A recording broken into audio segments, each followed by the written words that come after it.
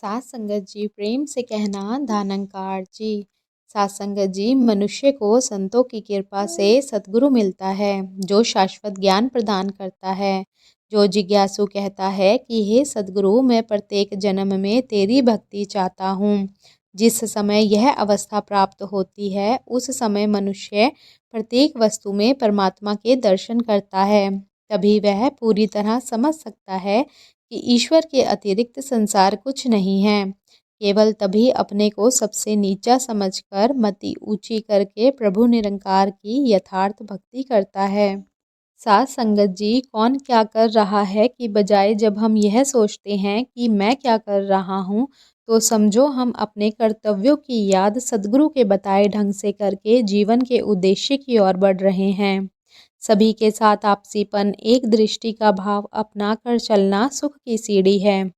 सात संगत जी, संतों महापुरुषों का जीवन ग्रंथों में पढ़ने को मिला है कि उन्होंने सभी जगह आपसीपन, समदृष्टि का भाव अपनाकर नई चेतना को हृदयों में उजागर किया। आज मनुष्य उन साधनों पर चलकर भक्तों की उपाधि चाहता है। कर्मों को त्याग कर अलग रख दिया। कर्म और ज्ञान की समन्वय स्थिति जीवन में भक्ति के आधार को सफल बनाती है। भक्ति घर से भाग जाने का नाम नहीं है, बल्कि ज्ञान और कर्म को जीवन में अपनाकर कर्तव्यों का निष्ठापूर्वक पालन करते हुए जीवन जीने का नाम है। सात संगत जी, जीवन में भक्ति प्रभु परमात्मा को खुश करने के लिए नहीं, ना दिखावे के लिए, बल्कि परमात्मा ने जो हमारे ऊपर उपकार किए हैं, कृपा की है कि इतनी सुंदर सृष्टि का निर्माण, जहाँ चांद, सूरज, तारे, वायु, जल, अग्नि, धरती सब इंसान की सेवा के लिए बनाए, उनके लिए शुक्राना करने के भाव से की जाती है।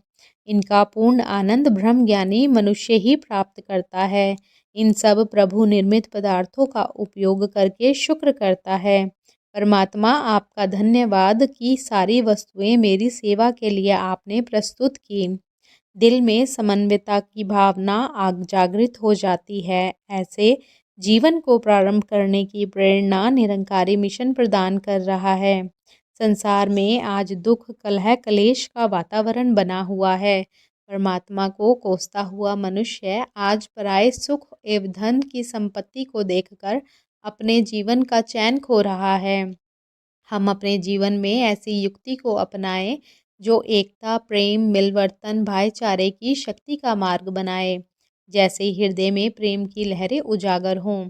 यह केवल परमात्मा को जानकर आध्यात्मिक ढंग को अपनाकर ही संभव हो सकता है।